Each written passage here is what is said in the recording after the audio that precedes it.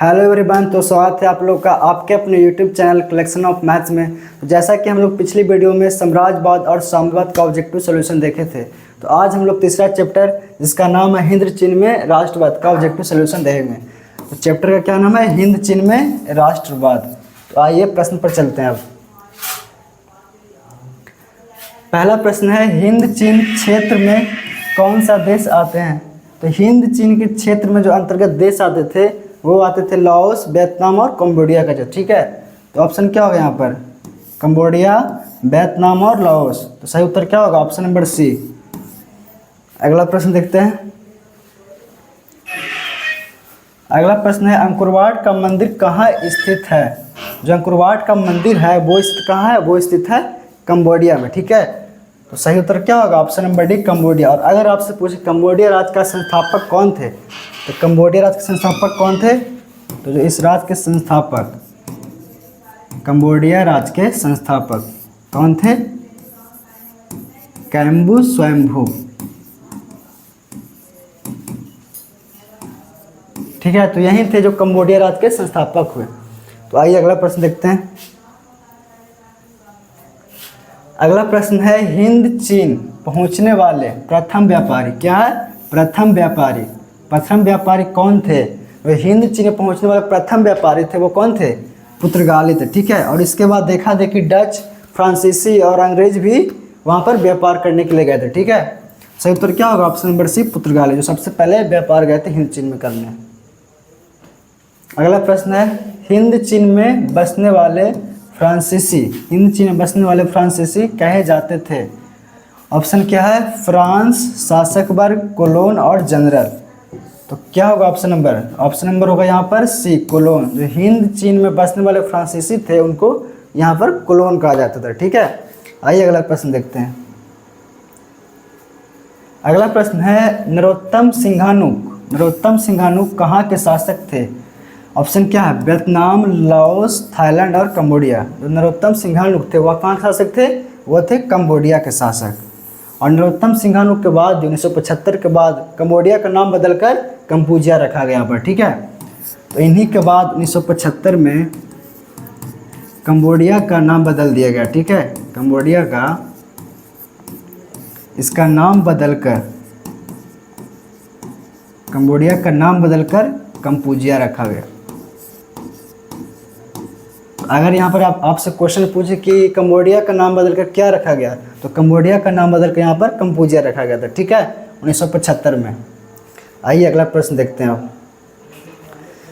अगला प्रश्न है, the history of the loss of Vietnam किसने लिखा? तो ऑप्शन देखिए यहाँ पर क्या है ऑप्शन में? हो ची मिन, फान बोई चाओ, कुआंग और त्रियो। तो जो the history of the loss of Vietnam के लेखक थे वो कौन थे? फान बोई चाओ। और इन्होंने किन की मदद से लिखा था? तो ये लिखे थे लियांग किचाको की मदद से। लियांग किचाओ की मदद से इन्होंने ही the history of the loss of Vietnam पुस्तक लिखा था। और ये क्या थे? ये चीनी सुधारक थे, चीनी सुधारक। तो सही उत्तर क्या हो जाएगा? The history of the loss of Vietnam के लेखक फान बोई चाओ। और इन्होंने किन को मदद से लिखा? तो ये लियांग किचाओ की मदद से लिखा था। और ये क्या थे? चीनी सुधारक में। ठीक है, अगला प्रश्न देखिए। अब अगला प्रश्न है, मार्च 1946 में फ्रांस एवं वियतनाम के बीच होने वाले समझौता किस नाम से जाना जाता है? तो 6 मार्च 1946 को एक समझौता हुआ था जिसे हनोई समझौता के नाम से जाना जाता है। कौन समझौता? हनोई समझौता। हनोई समझौता। तो यहाँ पर ऑप्शन देखिए क्या है? जेनेवा समझौता, हनोई समझौता, पेरिस समझौता और धर्मनिरपेक्ष समझौता। सही उत्तर क्या हो जाएगा यहाँ पर? हनोई समझौता। और अगर आपसे पूछेगा जेनेवा समझौता ये कब हुआ था, तो ये हुआ था 1954 ईस्वी में। ठीक है, हनोई समझौता कब हुआ? तो ये हुआ था 6 मार्च 1946 को। और अगर आपसे प्रश्न पूछे जिनेवा समझौता कब हुआ था, तो ये हुआ था 1954 ईस्वी में। ठीक है, अगला प्रश्न पर चलिए। अब अगला प्रश्न है, किस प्रसिद्ध दार्शनिक ने एक अदालत लगाकर अमेरिका को वियतनाम युद्ध के लिए दोषी करार दिया? तो यहाँ पर ऑप्शन है रसेल, हो ची मिन और नरोत्तम सिंघानुक और रूसो। जो तो यहाँ पर ऑप्शन क्या होगा? यहाँ पर Russell, Lord Russell. Lord Russell ने ही 1967 में एक अदालत का गठन किया था, 1967 में, और इस अदालत में ही अमेरिका को युद्ध अपराधी घोषित कर दिया था लॉर्ड रसेल ने। ठीक है, सही उत्तर क्या होगा यहाँ पर? ऑप्शन नंबर है रसेल। रसेल के द्वारा ही अमेरिका को वियतनाम के लिए यहाँ पर दोषी करार दिया गया था। ठीक है, नेक्स्ट प्रश्न पर चलते हैं। अगला प्रश्न है हिंद चीनी क्षेत्र में अंतिम युद्ध समाप्ति के समय अमेरिका के राष्ट्रपति कौन थे? अमेरिका के राष्ट्रपति कौन थे? तो हिंद चीन क्षेत्र में अंतिम युद्ध समाप्ति के समय अमेरिका के राष्ट्रपति थे वो कौन थे? वो यहाँ पर थे निक्सन थे। और अगर आपसे पूछेगा, इन्होंने ही 1970 में 5 सूत्री प्रस्ताव दिया था, 5 सूत्री प्रस्ताव। हालांकि यह सफल रहा, तो फिर उन्होंने 1972 में पुनः इन्होंने 1972 में 8 सूत्री प्रस्ताव दिया, 8 सूत्री प्रस्ताव।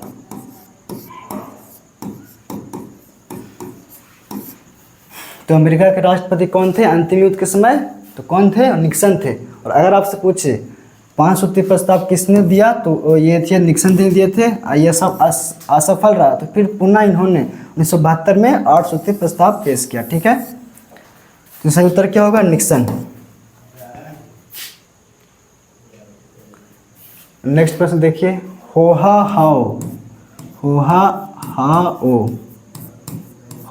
हाओ आंदोलन किस प्रकृति का था? जो होहा आंदोलन था वो क्या था? क्रांतिकारी धार्मिक। और इस आंदोलन का मुख्य केंद्र कहाँ था? तो जो होहा आंदोलन का केंद्र था वो था मेकॉन्ग डेल्टा। तो इस आंदोलन का जो मुख्य केंद्र था वो कहाँ था? Mekong delta. और इसके प्रणेता कौन थे? अर्थात जनक, प्रणेता या जनक कौन हुए? तो वो थे हुइंग फू सो।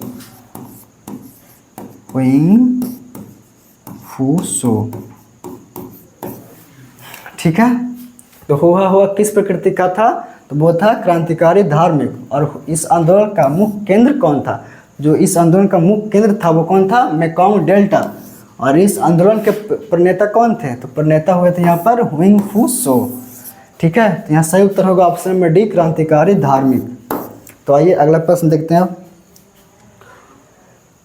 अगला प्रश्न है दक्षिण वियतनाम में किसकी सरकार थी? तो जब वियतनाम में अस्थायी रूप से यहाँ पर 2 भागों में उसका बंटवारा हुआ था, एक था उत्तरी वियतनाम,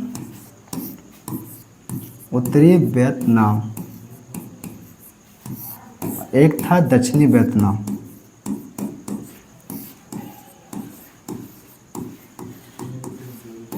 दक्षिणी वियतनाम, उत्तरी वियतनाम में किसकी सरकार थी? तो इसमें हो ची मिन की कम्युनिस्ट सरकार थी। हो ची मिन की कम्युनिस्ट सरकार।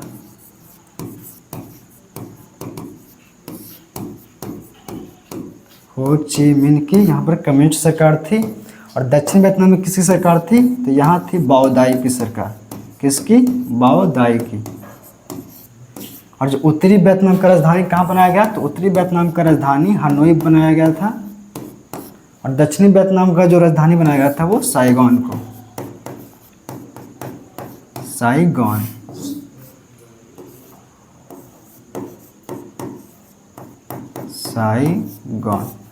अब प्रश्न को पढ़िए। अब क्या करा? दक्षिण वियतनाम में किसकी प्रथम सरकार थी? जो दक्षिण वियतनाम में थी वो किसकी सरकार थी? बाओ दाई की सरकार। ठीक है, तो ऑप्शन क्या है? हो ची मिन, बाओ दाई, नियो तिनम और सिंघानुक। तो क्या थी? बाओ दाई। और इसकी राजधानी कहाँ थी? तो साइगॉन में। ठीक है, और ये सिंघानुक ये कहाँ का शासक था? तो ये था कंबोडिया का शासक। ठीक है, आइए अगला प्रश्न को देखते हैं। अगला प्रश्न है तोंकेन फ्री स्कूल कहाँ स्थापित किया गया था? समझिए, यहाँ पर तोंकेन फ्री स्कूल का यहाँ पर मेन मतलब मकसद क्या था? तो यहाँ पर वियतनाम शिक्षा के जगह पर फ्रांसीसी शिक्षा यहाँ पर दिया गया था। ठीक है, तो इस स्कूल का मेन मोटिव यही था। तो यहाँ पर ऑप्शन क्या हो जाएगा, यहाँ पर जो दक्षिण जो तोंगकिल फ्री स्कूल था वो कहाँ स्थापित हुआ था, तो वियतनाम में। और अगर आपसे पूछ ले यहाँ पर किसके स्थापना हुआ कब था, तो इसके स्थापना कब हुआ था, 1907 ईस्वी को।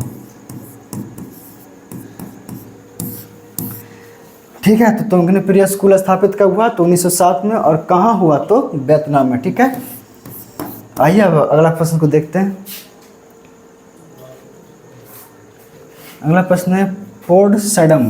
पोट्सडम की घोषणा के बाद किसने आत्मसमर्पण किया।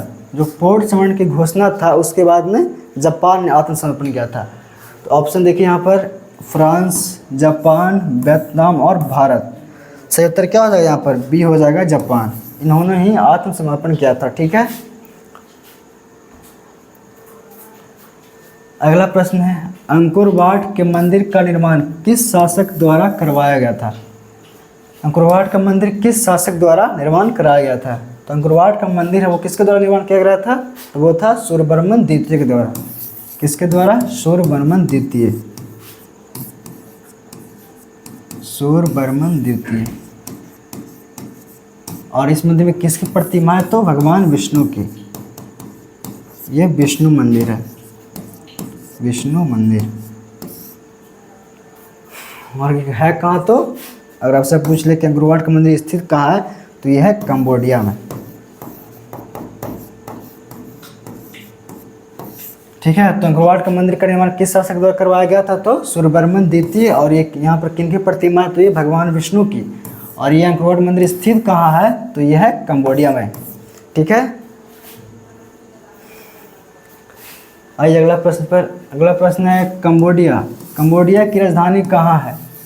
कंबोडिया की राजधानी कहाँ है, तो ऑप्शन यहाँ पर क्या है, ओटावा, बैंकॉक और नोम पेन और हनोई। जो कंबोडिया की राजधानी थी वो थी हनोई में। ठीक है, सही उत्तर होगा ऑप्शन नंबर ए, हनोई। अगला प्रश्न को देखिए। अगला प्रश्न है बाओदाई की सरकार कहाँ थी। तो वियतनाम में दो प्रकार का बंटवारा हुआ था, उत्तरी वियतनाम और दक्षिणी वियतनाम। उत्तरी और दक्षिणी। दक्षिणी यहाँ पर थी हो ची मिन्ह की सरकार, यहाँ पर किसकी थी, तो बाओदाई की।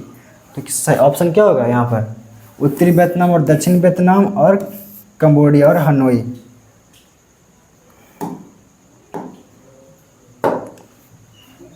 तो बाओदाई की सरकार कहाँ थी, तो बाओदाई की सरकार थी दक्षिण वियतनाम में। सही उत्तर होगा ऑप्शन नंबर बी, दक्षिण वियतनाम। और अगर आपसे पूछे उत्तरी वियतनाम में किसकी सरकार थी, तो उत्तरी वियतनाम में किसकी सरकार थी, हो ची मिन्ह की। हो ची मिन्ह की। हो ची मिन्ह की कम्युनिस्ट सरकार थी। हो ची मिन्ह की कम्युनिस्ट सरकार। राजधानी कहाँ था उत्तरी वियतनाम का, तो इसका था हनोई। ठीक है, सही उत्तर क्या होगा ऑप्शन नंबर बी, दक्षिण वियतनाम, जिसमें बाओदाई की सरकार थी। ठीक है, तो आइए अब अगला प्रश्न देखते हैं।